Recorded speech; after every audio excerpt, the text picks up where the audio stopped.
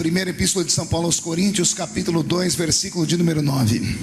Mas, como está escrito, nem olhos viram, nem ouvidos ouviram, nem jamais penetrou em coração humano aquilo que Deus tem preparado para aqueles que o amam. Feche a Bíblia, coloque no banco, na cadeira e tome na mão da pessoa mais perfumada do seu lado e aperte a mão dele ou dela com carinho até eles falarem aleluia. Pentecostal que não faz barulho está com defeito de fabricação, não é? Vamos orar mais uma vez? Senhor, nós te exaltamos e te glorificamos. E nós entendemos que dentro de alguns minutos, e esta linda igreja ficará pequena para o tamanho da glória que o Senhor vai mandar do alto dos céus. Os que vieram tristes começarão a saltar de alegria. Os que vieram se arrastando não voltam se arrastando para casa. Hoje voltarão voando nas asas de um novo tempo. E antes que eu comece a ministrar a sua palavra, cerque este santuário com a sua glória. E num raio de 5 quilômetros, onde houver um demônio alojado, eu dou a esses demônios segundos para sumirem daqui. Porque se não sumirem, serão queimados pelo poder da sua glória, que aqui será derramada. Rasgue os céus sobre este lugar nesta madrugada. Manda anjos de fogo descerem aqui. Que estes anjos desçam trazendo brasas de fogo nas mãos. Comecem a esparramar essas brasas entre nós. E onde houver um crente cheio do Espírito Santo, pega ele nesta noite, Jesus, e mostra o caminho da verdadeira e poderosa adoração. Fala conosco, fica conosco. É o que eu te peço agora e sempre. E toda a igreja diz: os que podem, tomem o seu assento aplaudindo a Jesus porque Ele é bom. Eu estava pensando no que pregar, no que falar, no que repartir com os senhores e as senhoras, e o Senhor trouxe à minha memória o texto que eu li. O texto que eu li não é um texto para ser pregado em cultos normais. Não é um texto para ser pregado em cultos evangelísticos. Até porque nos cultos normais, nos cultos evangelísticos, sempre vem aqueles crentes mais acomodados. Vem aqueles crentes que estão com a vida ganha. Só vem para culto de vigília quem está lascado, gente. Eu tenho experiência desde criança. Só vai para vigília quem já tentou de tudo. É por isso que culto de vigília é o culto mais barulhento que tem. Porque a pessoa não tem mais nada para perder na vida. Ela não está nem aí para quem está do lado esquerdo, do lado direito. Ela quer agarrar o anjo e só soltar ele quando a glória de Deus descer. Então, na minha experiência com Deus, eu sempre falo, quando eu prego em vigília, eu peço ao Senhor que me dê o outro lado. Eu quero conduzir vocês hoje a uma caminhada, talvez não mais para este mundo físico. Quero conduzi-los a um mundo sobrenatural, porque eu estou em uma igreja que acredita no poder dos dons do Espírito Santo. E em madrugadas como essa, o Senhor pode trazer presentes espirituais. E você pode sair daqui tomado em uma unção que você jamais sonhou existir em sua vida. Alguém acredita nessas coisas aqui? Robson, mude a música para mim. Quando Paulo escreve a carta aos Coríntios, fica imaginando o que se passava na mente do santo apóstolo. Paulo, quando planta a igreja de Corinto, ele não é um ancião velho que escreve cartas profundas, como as suas epístolas paulinas entregues aos Gálatas ou aos Tessalônicos. Quando ele escreve a sua carta aos Coríntios, ele rememora os áureos anos em que ali ele esteve. Paulo é enviado por Deus junto com Barnabé para plantar uma linda igreja em Antioquia. E logo depois de Antioquia nasce então o ministério de Paulo. E Paulo vai plantar a sua primeira igreja como pastor, como missionário e apóstolo. E a primeira igreja que ele planta é a igreja de Corinto. Então imagine vocês que o homem que vai plantar a igreja de Corinto passou 14 anos abandonado e isolado em Tarsis. Passou uma temporada ignorado por Pedro, por João e os pais da igreja. Ele agora recupera os 14 anos em e prega na cidade de Antioquia, virando a cidade de cabeça para baixo. A igreja começa a crescer. Paulo então começa a ter revelações profundas. Então quando ele se dirige dirige para a cidade de Corinto, a terceira maior cidade da Grécia Antiga. Ele entra em uma cidade onde a sociedade é movida pela filosofia de Sócrates, Aristóteles, Platão. Uma sociedade completamente tomada pelo materialismo, e até o espiritualismo deles era diferente de todos os demais povos. Ora, os gregos amavam um céu que era muito perto da terra.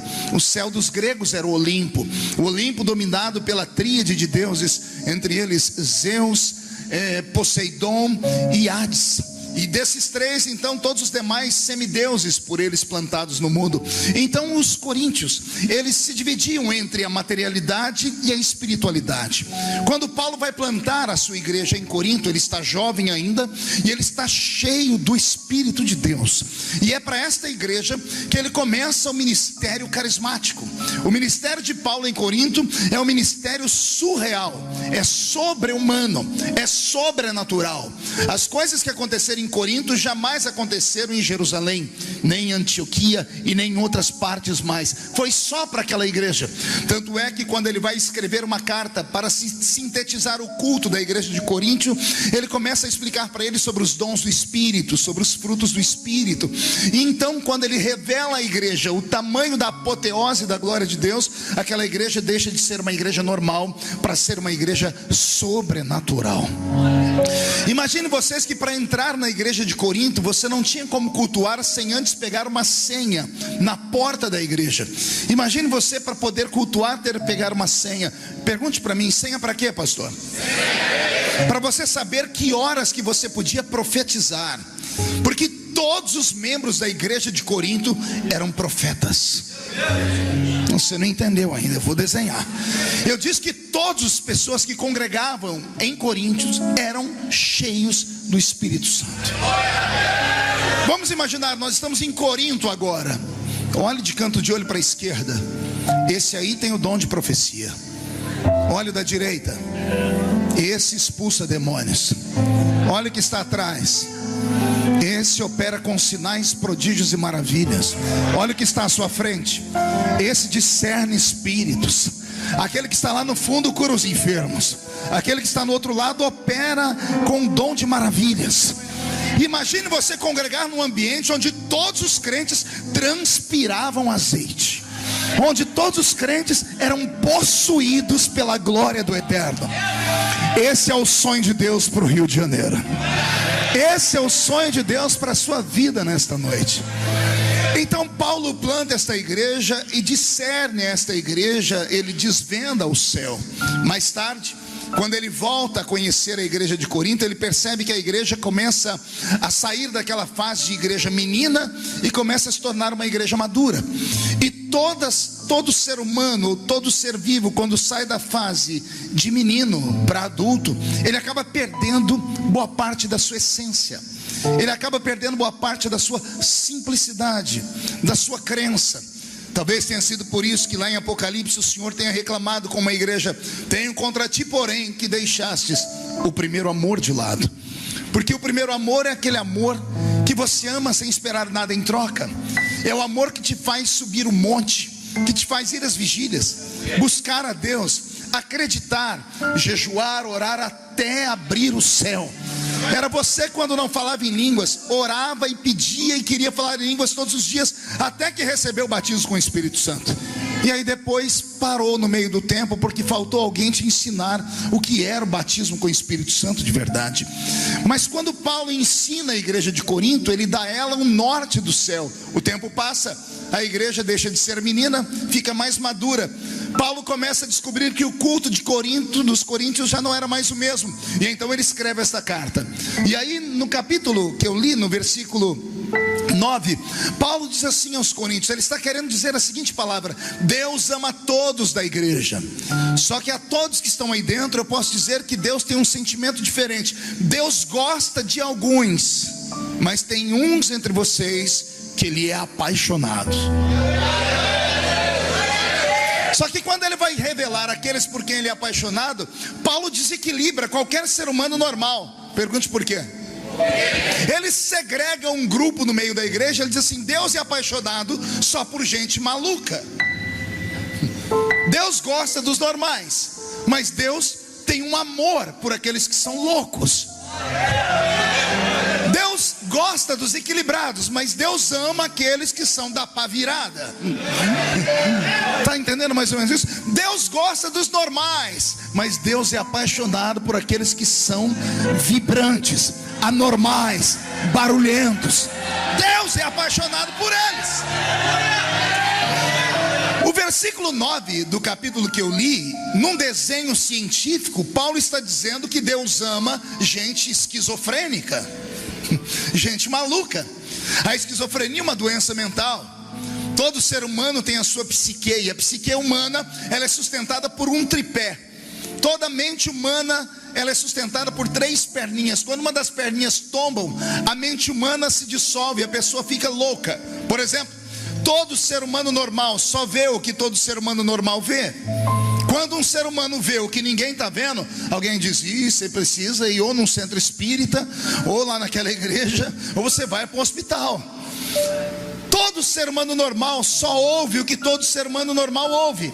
Mas quando existe no nosso meio alguém que escuta vozes, alguém diz: ou você vai no centro espírita, ou vai naquela igreja dos crentes, ou você vai para um hospital de loucos. Todo ser humano normal só sente o que todo ser humano normal sente. Está um frio de rachar lá fora, todo mundo de blusa de lã, e tem um de camisa regata, camiseta regata. Alguém diz: gente, interna ele porque ele é louco, porque ele está sentindo diferente de todo mundo. Era para todo mundo estar sentindo frio, mas ele está sentindo calor, e vice-versa. Então toda vez que um ser humano vê o que ninguém vê, ele é esquizofrênico. Quando ele ouve o que ninguém ouve, ele é esquizofrênico. E quando ele sente no sentido contrário, ele é esquizofrênico. E a esquizofrenia é tida como uma patologia horrível. Ninguém quer ficar do lado de um louco. Aí Paulo, quando escreve aos Coríntios, ele diz: Deus gosta dos normais, mas ele ama os esquizofrênicos. Está aqui. Olha o que ele diz: aquilo que os olhos não viram, aquilo que os ouvidos não ouviram, aquilo que não subiu ao coração humano, é o que Deus tem reservado para aqueles que Ele ama. Deus ama. Eu quero, com todo respeito, pedir àqueles que são normais que não me levem a mal, mas eu vim nessa madrugada pregar só para gente louca aqui dentro, porque só loucos entendem a linguagem que eu tenho para pregar. Respire fundo aí, venha comigo numa viagem. Quando Deus criou a raça humana, Deus deu ao homem 5 talentos. Quantos talentos eu disse? Deus deu 5 talentos que a ciência colocou o nome de serem sentidos. Seriam 5 sentidos. Entenda que estes 5 sentidos Deus não deu a todas as criaturas por Ele criado. Deus não criou só homens, Deus criou anjos e criou animais irracionais. Nem anjos e nem animais irracionais têm os 5 sentidos. Somente o homem tem os 5 sentidos. Quais seriam eles? Visão, audição, tato, paladar e visão. Repetindo: visão, audição, paladar, tato e olfato. Só assim que eu nunca me troco, eu tenho que ir apontando os dedos. Deus deu esses 5 sentidos para os homens. Pastor, os anjos não têm esses 5 sentidos? Não, não tem. Anjo não tem paladar, porque anjo não come. Anjo não tem olfato, porque ele não precisa respirar. Ele não precisa, ele não tem um pulmão para receber oxigênio. Nós só sentimos o cheiro porque nós temos um pulmão para colocar oxigênio. O anjo não precisa disso. Então Deus não deu esses sentidos a qualquer um. Deus deu esses sentidos à raça humana, porque a raça humana é a raça a quem Deus deu um reino. Deus não deu reino aos anjos, Deus não deu reino ao diabo, Deus deu reino à raça humana. Não existem 3 reinos, como as pessoas sempre dizem. Até eu já preguei, porque eu errei. Muitas vezes me ensinaram no culto, me diziam que o diabo tinha um reino, o reino das trevas. Aí eu fui procurar onde fica o reino das trevas, nunca encontrei. Não, pastor, e o inferno? Pois é, se o inferno é o reino das trevas, nem lá o diabo manda, porque a chave do inferno Jesus tomou da mão dele. Só existem 2 reinos: o reino dos céus e o reino da terra. Vou repetir: só o reino dos céus e o reino da terra. Aí Deus olhou para esse mundo e disse assim: sabe o que eu vou fazer? Eu vou plantar o reino dos céus na terra. Jesus entrou nesse mundo dizendo o quê? Eis que eu vos trago o reino de Deus. O reino de Deus está implantado nesta terra. Então o diabo morre de ciúmes de mim, de você, de Deus, de tudo aquilo que Deus fez, porque só existe o reino dos céus e o reino da terra. Então, para esses dois reinos, Deus deu aptidões e habilidades espirituais e habilidades materiais. A matéria funciona na matéria, o espírito funciona no espírito. Demônios, por mais forte e poderosos que são, não podem atuar neste planeta, a não ser que os donos do planeta permitam. Você sabia disso? Vou repetir: pode ser o maior de todos os demônios, pegue uma potestade maligna, pegue o maior deles, o todo poderoso deles. Se ele chegar aqui agora e tentar tocar em mim, ele não consegue, porque ele é etéreo, ele é eterno, ele é espírito, ele é translúcido, ele não é deste mundo, ele não tem átomos. Os átomos é que criam a matéria. A matéria é um presente de Deus para nós, para a raça humana. O diabo odeia o ser humano por causa disso. O diabo tenta nos imitar, porque ele tem ciúmes de nós. Pastor, como assim? Ninguém me falou isso. Pois o diabo tem ciúmes de você, e eu provo isso para você. Alguém aqui já passou perto de uma encruzilhada alguma vez? Quem já passou perto de uma encruzilhada? Alguém lembra do sacrifício que estava na encruzilhada? Desenha para mim, o que tinha lá? Galinha, farofa, cachaça, caldo, carne, vai, charuto, vela, pipoca. Pronto, todo mundo já viu. Pois bem, então escute bem. O diabo pede esses sacrifícios aos seus cavalos, e as pessoas que o amam vão e entregam para ele. Engraçado, ele é espírito, mas ele pede matéria. Ele é espírito, mas pede matéria. A matéria é dada para ele, sim ou não? Sim. Quando as pessoas vão embora, os demônios dizem: ó, grande Lúcifer, olha como eles te amam, te deram tudo aqui. Então, olha, tudo isso é para você. E o diabo se sente o cara. Só que olha a desgraça. Ele olha e olha e olha e olha. Ele não consegue levantar um grão de farinha. Se ele tentar pegar, ele não toca, ele é espírito. E se ele colocar na boca, ele não sente sabor, porque Deus não deu paladar a ele. Ele não sabe o cheiro e o perfume que tem a comida, porque isso Deus deu a mim, deu a você, não deu a ele. Não, você quer virar esse lugar do avesso? Respire fundo aí. O Todo-Poderoso do inferno está olhando o sacrifício com os olhos, lambendo com a testa. Aí de repente chega uma criaturinha desse tamanhozinho assim, uma formiga. A formiga chega no sacrifício dele, ela põe nas costas um grão de farinha e vai embora. E o diabo perde para uma formiga. Mas tem coisa pior, pergunte o quê? Aquele cachorro que ninguém quer, lazarento, rabugento, fedido, cheio de mosquito em cima dele, todo mundo chuta o infeliz. O Todo-Poderoso do inferno olha o diabo chegar perto do sacrifício, o cachorro abocanha o frango, a galinha, pega tudo e leva embora, e o diabo não pode fazer nada. Mas tem coisa pior do que isso, pergunte o quê? Aquele bebum que ninguém dá nada por ele, aquele cracudo que ninguém dá nada por ele, que ninguém consegue fazer nada por ele. Ele chega no sacrifício do diabo, pega o litrão e manda para dentro. E o diabo perde até para uma formiga, o diabo perde para um cachorro e perde para um bebum. E ele vai querer enfrentar você? Dá na cara dele! Dá na cara dele!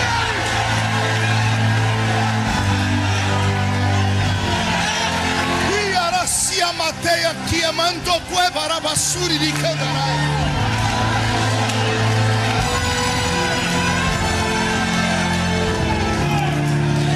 Segura aí.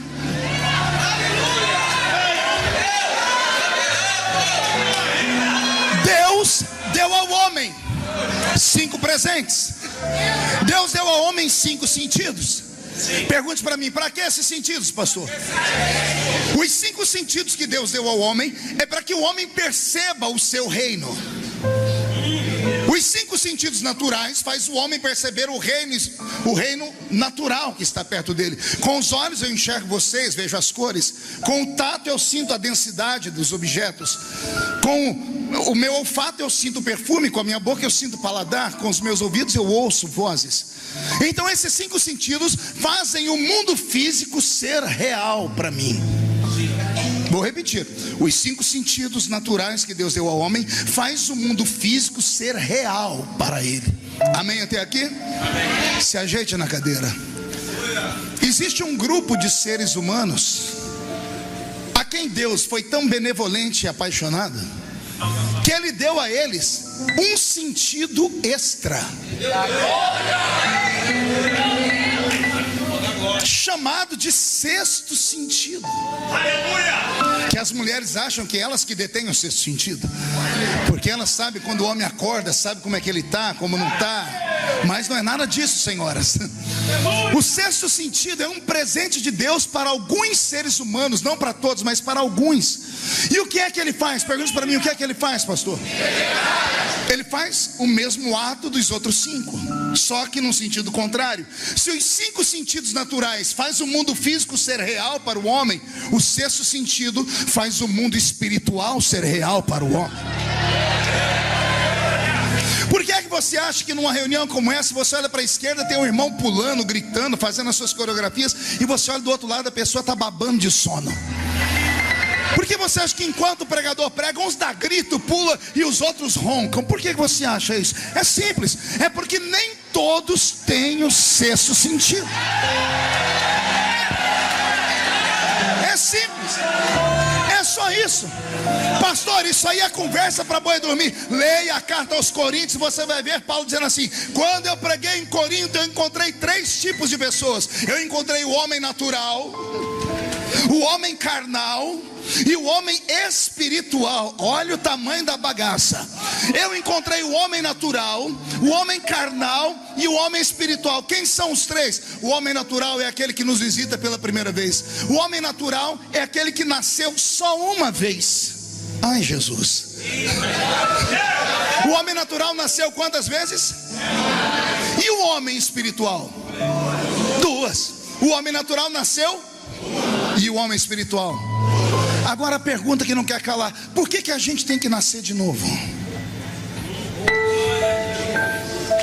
Ah, pastor, a gente tem que nascer de novo para a gente se tornar filho. Ora, Deus poderia muito bem ter nos adotado. O filho adotado também é filho, é chamado de filho do coração. Sim ou não? Sim. Mas Deus não queria te adotar.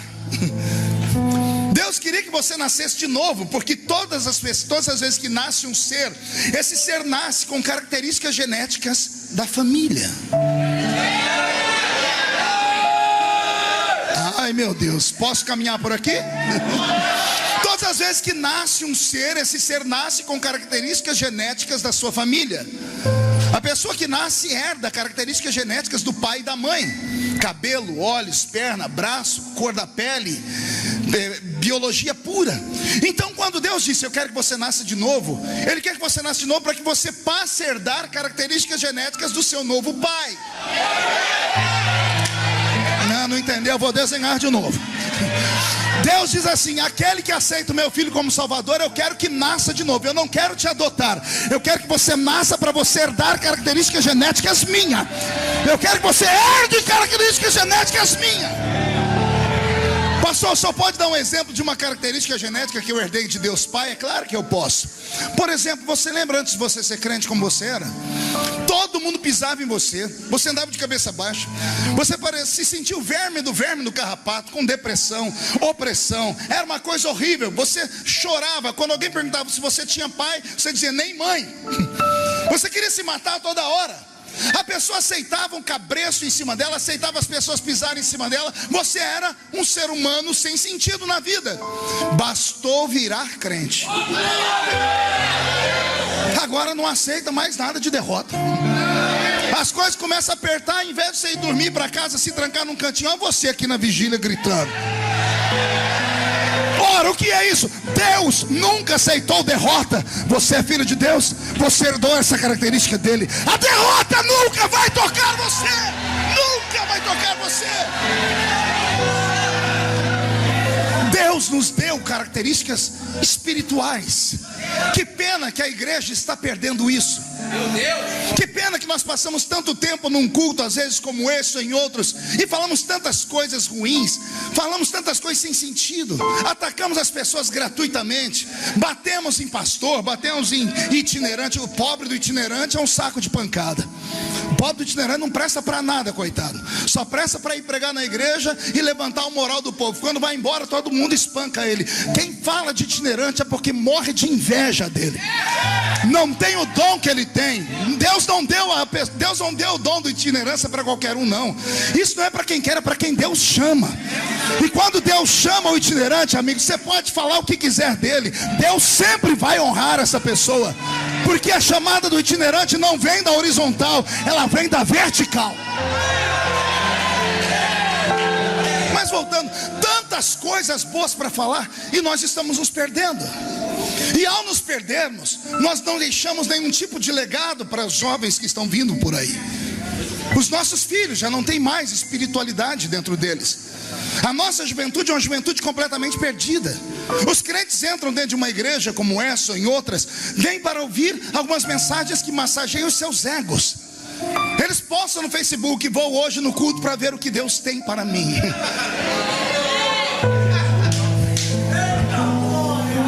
Não aceitam poder, gritos, barulhos, glórias, porque dizem que isso é para gente doida, desequilibrada. Um dia um cidadão escreveu para mim: pastor Marcos, o senhor tem algum problema na sua mente? E eu escrevi: por quê? O senhor sofre de reações psicossomáticas no seu cérebro. E eu respondi: por quê? Ora, porque o senhor grita fora de hora, o senhor pula. Aí eu comecei a pensar e falei: meu Deus, eu não grito porque eu quero, eu também não pulo porque eu quero. Tem algo aqui dentro que move a minha alma a pular e a gritar. Muitas vezes nos esquecemos que nós não andamos sozinhos na terra, somos templo do Espírito Santo. Você já viu algum crente ficar na igreja: glória ao Espírito Santo, eu te adoro, Espírito Santo? Ninguém fica. A gente diz glória a Deus e te adoramos, Jesus. Por que é que nós falamos isso? Porque quem nos estimula a adorar é quem está aqui dentro. É o Espírito Santo que diz: vai dar glória, vai adora, vai levanta a sua mão, vai faça isso ou faça aquilo. Mas estamos perdendo o nosso tempo às vezes, porque nós transformamos a igreja numa reuniãozinha de pessoas importantes, sabidas e bonitinhas. Igreja não é como a Seixonoye. Nossa igreja não pode ser parecida com o Lions Club, Rotary Club, com a maçonaria. Igreja é muito maior do que isso. Isso aqui é um quartel-general. O demônio verdadeiro não está aqui dentro, não. O demônio verdadeiro está lá fora. Só que para sair lá fora e encarar o diabo, não é de qualquer jeito. O diabo não tem medo da sua gravata, amigo. Ele não tem medo da sua carteirinha de obreiro. Ele não tem medo da convenção que você faz parte. O diabo não tem medo da senhora ser poliglota, ter o anel de formatura, não. Mas o diabo é obrigado a recuar quando ele encontra um canela de fogo pelo meio do caminho dele. Você acha que eu estou na caminhada há mais de 30 anos? Por quê? Porque eu sou bonitinho? Não, eu tenho espelho na minha casa. Ai de mim se não me preparar espiritualmente. Ai de mim se não ir pelo menos umas 3 vezes por mês no meio do mato, orar e gritar igual maluco e dar tapa na minha árvorezinha que é companheira de oração.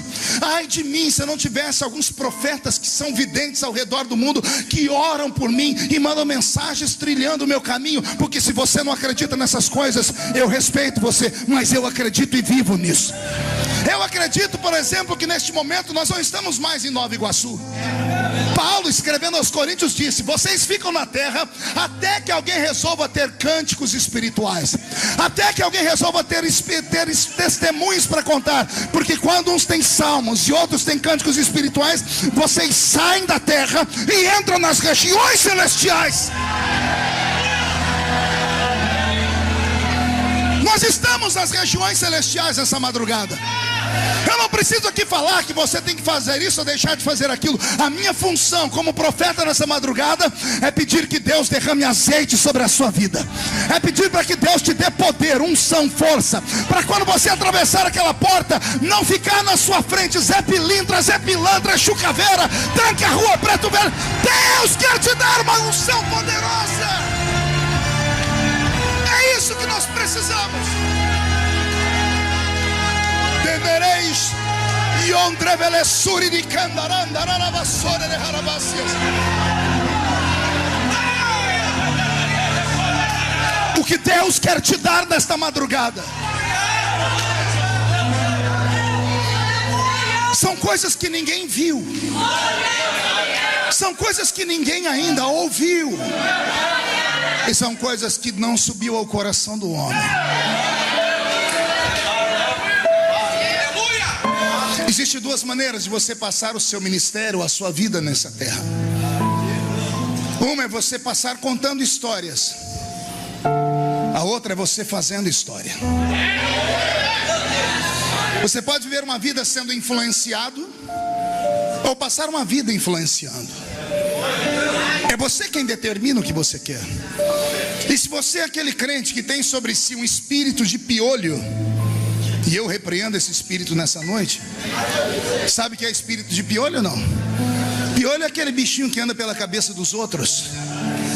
Se você é um desses crentes que fica pensando no que os outros vão pensar antes de você fazer, você nunca vai a lugar nenhum.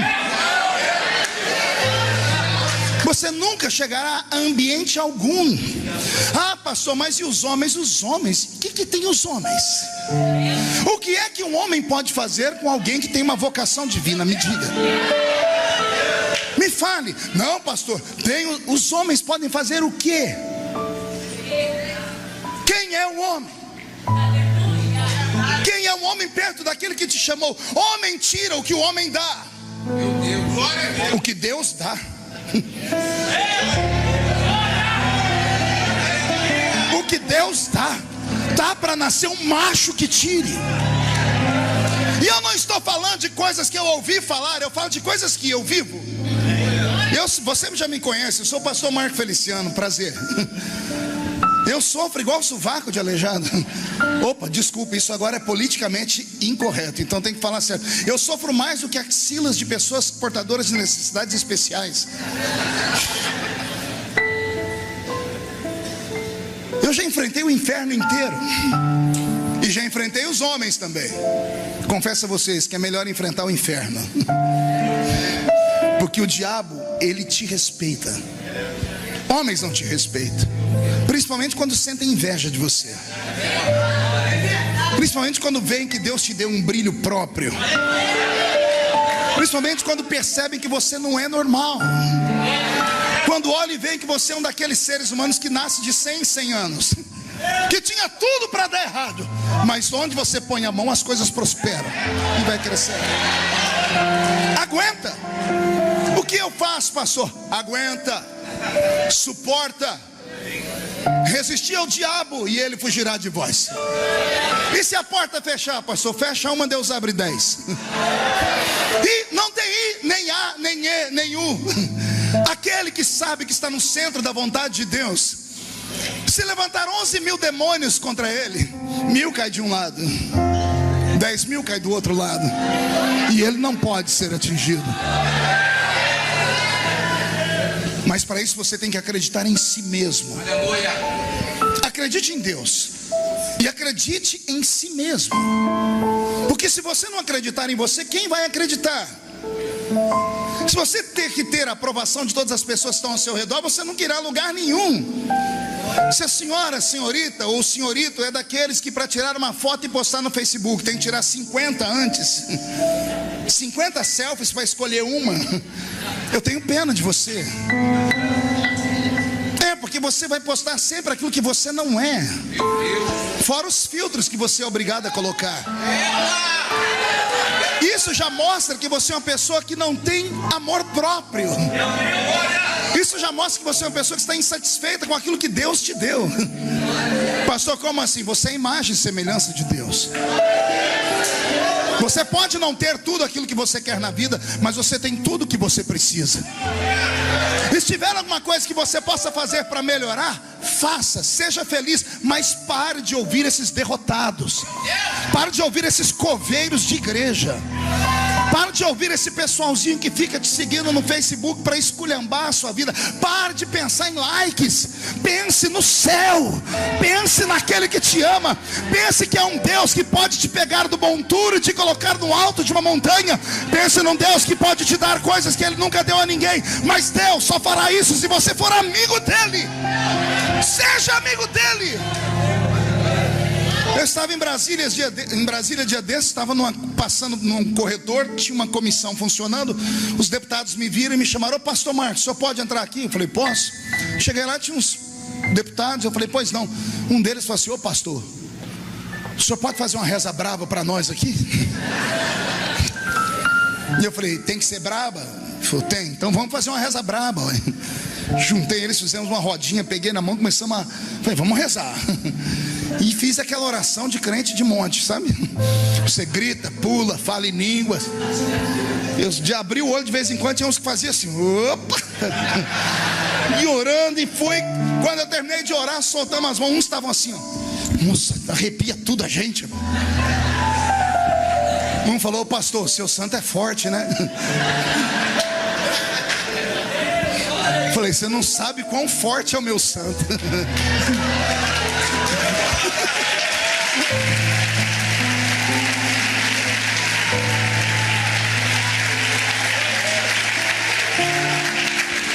Aí um deles falou assim: ô pastor, ensina a gente a ter o corpo fechado. Eu segurei para não rir, né? Eles estavam apavorados. Eu disse: como assim? Ô pastor, ensina nós a ter o corpo fechado, porque se acontecesse com a gente a metade que já aconteceu com o senhor, a gente estava morto, pastor. Eu falei: não entendi. Pastor, tudo que acontece com o senhor vai para o Jornal Nacional. E era para destruir o senhor. Todo mundo já achou que o senhor já tinha morrido um monte de vezes. E quando a gente vai lá na missa de 7º dia, tem um bilhetinho: desculpa, mas já ressuscitei. Pastor, como é que o senhor faz para isso? Aí eu falei: vou contar para vocês o meu segredo. O meu segredo é que eu tenho promessas. Promessas feitas por Deus. Não são promessas feitas por homens. Porque o que o homem fala, geralmente ele não cumpre. O homem promete sentado e não sustenta em pé. O homem promete na hora da emoção, ou quando quer alguma coisa sua, e depois ele te abandona. Deus não. O Senhor deixou no Velho Testamento escrito: não sou homem para mentir, não sou filho do homem para me arrepender das coisas que eu falo. Quem tem promessa de Deus está imortalizado em vida, até que se cumpram as promessas que Ele te fez. Vou fazer a equação mais lentamente. Todo ser humano que tem uma promessa que veio da vertical, do céu, ele está proibido de morrer, até que se cumpra na vida dele cada uma das palavras faladas. Pastor, como assim? Jesus endureceu a lei. O pai falou no Velho Testamento: não sou homem para mentir, nem filho do homem para me arrepender das coisas que falo. Jesus veio no Novo Testamento e endureceu a lei. Ele disse assim: vou falar mais forte do que o meu pai. Pode passar o céu, pode passar a terra, mas as minhas palavras não passam jamais.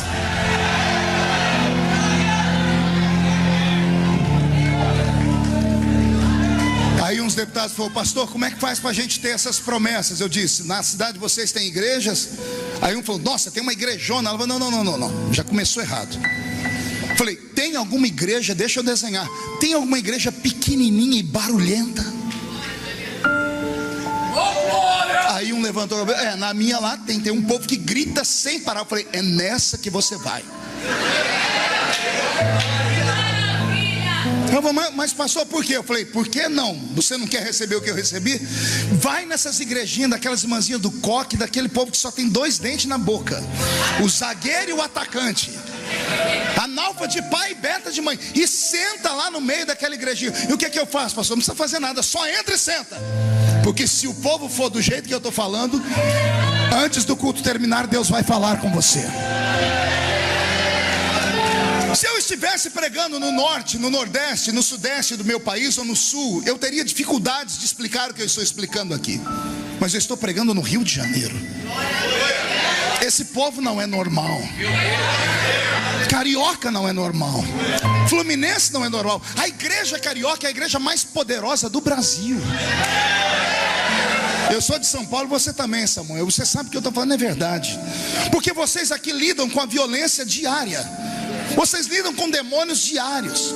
Vocês lidam com situações horríveis. O Rio de Janeiro está falido. O Rio de Janeiro passa por um problema de caos. Está acabado. E para ser crente aqui tem que ser 10 mil vezes mais crente do que em qualquer outro estado do Brasil. Agora veja só, é de um lugar como esse, onde abundou o pecado, que vai superabundar a graça. É de um lugar como esse que Deus pode levantar o herói que o Brasil precisa. É de uma igreja como essa que Deus pode levantar o profeta que nós precisamos ouvir. Então, carioca, se descobre desta terra e seja tomado pelo Espírito Santo nesta madrugada.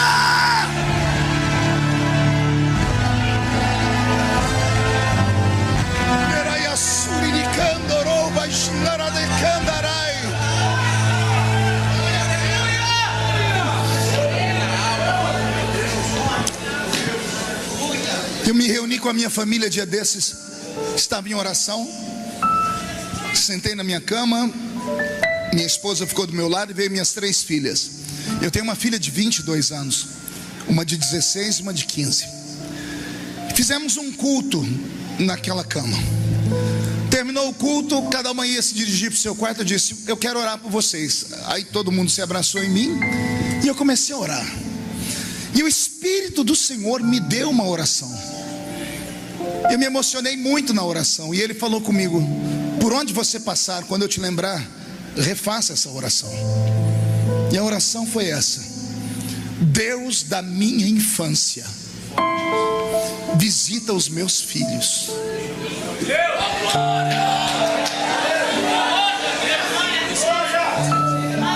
Deus da minha infância. Quem é o Deus da minha infância? O Deus da minha infância é o Deus do salãozinho pequeno. É o Deus do pandeiro e da sanfona.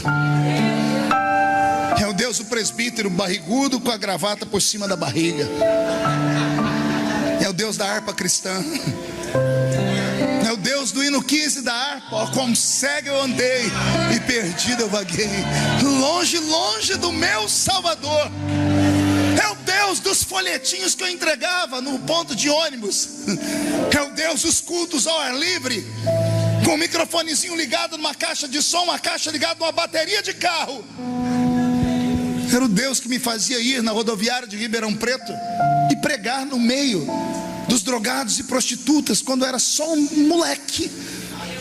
O Deus que me fazia acreditar em profecias, que me fazia respeitar pastores, que quando me fazia entrar na igreja não me deixava quieto se eu não chegasse pelo menos 10 minutos antes do culto começar, para dobrar o meu joelho e orar. Porque chegar depois que o culto tinha começado era uma vergonha para a gente. Era o Deus que me surpreendia em todo o culto. Cultos que eu não queria que acabasse. Cultos que eu nunca troquei pelo Jogo do Brasil. Cultos que eu nunca troquei pelo Big Brother. Cultos onde aquelas irmãzinhas que mal sabiam ler e escrever falavam para mim: se você acreditar, Deus vai te levantar nessa terra. O meu sonho é que o Deus da minha infância invada esta igreja nesta noite e tome o seu coração na mão dele, garoto. E tome o seu coração na mão dele, moça. Porque o meu tempo já está passando. Alguém pode dizer que eu sou novo ainda, com 44 anos, mas eu sou rodado demais. 80 países do mundo, 4.000 cidades do meu Brasil, 20 milhões de DVDs esparramados em 3 idiomas, 20 livros escritos, deputado federal. minha barba está branca, eu não tenho mais força para pregar, meu pulmão já não aguenta mais, eu encosto e durmo em qualquer lugar que eu encosto. Não estou reclamando, Deus sabe disso, mas eu fico pensando, e a próxima geração, como será? De onde vem? Que Deus eles vão pregar? Que experiência vão contar? Nossos púlpitos estão se transformando em picadeiros. As pessoas vão para a igreja para dar gargalhada de alguém que sabe falar bonitinho. Estamos trocando o evangelho verdadeiro por mensagens de autoajuda. E se você quer mensagem de autoajuda, por favor, não precisa vir à igreja. Economize tempo, vá a uma banca de revista e compre o último livro do Dr. Lair Ribeiro, 57 razões porque mesmo vesgo eu pareço Brad Pitt. Vai lá, compra um livro desses. Aqui não é lugar de autoajuda, aqui é lugar de ajuda do alto. E o que tem que descer do alto é o poder do Espírito Santo. E se o Espírito Santo tomar o seu corpo nesta noite, as suas mãos podem curar os enfermos.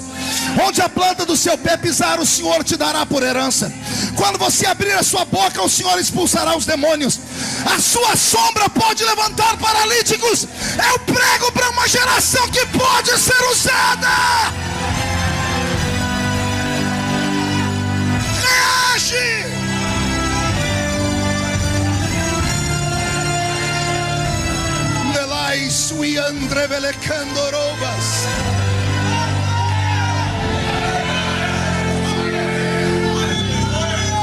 E a esses crentes faladores, deixo só um recado, que quando olham para mim dizem assim, mas ele mudou. Claro que eu mudei. Eu não sou uma estátua. Quem usa o Bombril já há mais de 15, 20 anos, sabe que a embalagem dele muda, porque tem que ficar moderna, mas o conteúdo é o mesmo. Alguém entendeu aí? Eu mudei por fora e para melhor. Minha mulher falou assim, meu Deus, você está mais bonito agora que quando a gente se casou. Deus tem feito um milagre na sua vida. Mudar por fora não é o problema é quando você muda por dentro. Porque se você entrasse aqui dentro e só me ouvisse pregar de olhos fechados, você ia ouvir a voz do menino da Vila Tatu, do menino que começou a pregar 30 anos atrás e nunca parou até hoje. Mas nós medimos as pessoas pela roupa, pela aparência, medimos as pessoas por momentos únicos, esquecemos tudo que a pessoa fez. Esse é um defeito que a igreja tem. A igreja tem um defeito maligno. Faça 99 coisas boas e vão te chamar de anjo. Depois faça só uma coisa ruim e o seu passado é todo esquecido. Isso é a igreja. O Deus da igreja não é assim. O Deus da igreja, segundo Jó, tem uma balança na mão dele e ele pesa tudo aquilo que o homem faz. E enquanto tiver equilíbrio aqui dentro, vá em frente, toque o barco. Se caiu, levanta, sacode a poeira e dá a volta por cima. Sai em busca dos seus sonhos, lute pela sua casa, lute pelos projetos de Deus na sua vida. E nunca se esqueça que você, mesmo vivendo nesse mundo, você pode viver aqui com um pé no outro mundo. Os seus pés podem estar na terra, mas a sua mente tem que estar no céu. Você pode sair daqui nesta noite e ter encontros sobrenaturais. Os anjos de Deus estão te acompanhando. Deus pode te visitar nesta noite com sonhos proféticos. Deus pode te fazer acordar de uma maneira que quando você olhar para o espelho você não vai nem se reconhecer mais. Por quê, pastor? Porque Ele ama aqueles loucos crentes que eu estou falando aqui. Para você, a promessa de Deus nesta madrugada é essa: aquilo que os olhos não viram, aquilo que os ouvidos não ouviram, e aquilo que não subiu ao coração do homem, é o que Deus tem reservado para aqueles que Ele ama. Se tem alguém que ama Deus nesta madrugada, fique de pé comigo, por gentileza. Quero fazer um convite. Um só. Feche os olhos. E não venha por vir, senão você vai ocupar o lugar de alguém que precisa de verdade. Incline a cabeça. Só ouça o som da minha voz. Eu queria orar por homens e mulheres nesta madrugada, que estão cansados de uma vida normal, que quando entram na igreja em pleno século 21, sentem saudades da igreja do século passado. Gente que já pregou, cantou, orou, profetizou, e está parado, estatizado, sem inspiração, sem vida, e gostaria de ser renovado nesta noite. Gente que há muito tempo não fala em línguas estranhas, foi batizado com o Espírito Santo, mas nunca mais foi renovado. Gente que tem promessa de Deus, mas no meio do caminho sofreu um acidente, uma queda, um tombo. Gente que foi excluída, excomungada dos seus ministérios. Gente que os homens tiveram coragem de dizer: você nunca mais vai pregar, você nunca mais vai cantar. Eu te espero aqui na frente. Se puder vir e ficar em pé, eu agradeço, porque aí vai caber mais pessoas. Mas fique do jeito que você se sentir à vontade. Isso, venha chorando mesmo. Venha. Venha. Venha.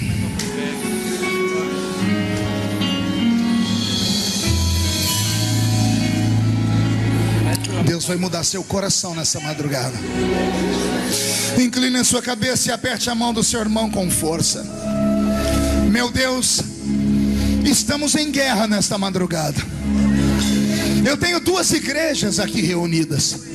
Eu tenho uma igreja que está com a vida no altar, que está cheia do Espírito Santo, que está em conformidade com a sua palavra e está tomada pela sua fé.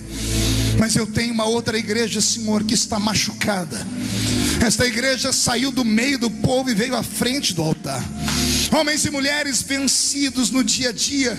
Talvez, ó Deus, vencidos porque são perseguidos, talvez porque a fé se esvaeceu. Eu não sei o que aconteceu, Senhor. Eu só sei que o Senhor hoje vai mudar a vida deles. Pai, se Tu estás nesta vigília como eu penso que estás, abre o céu sobre nós agora e comece a trovejar a Sua glória sobre nós. Traz sobre este lugar o poder da Sua palavra, transformada em unção. Renova aqueles que há muito tempo não falavam em línguas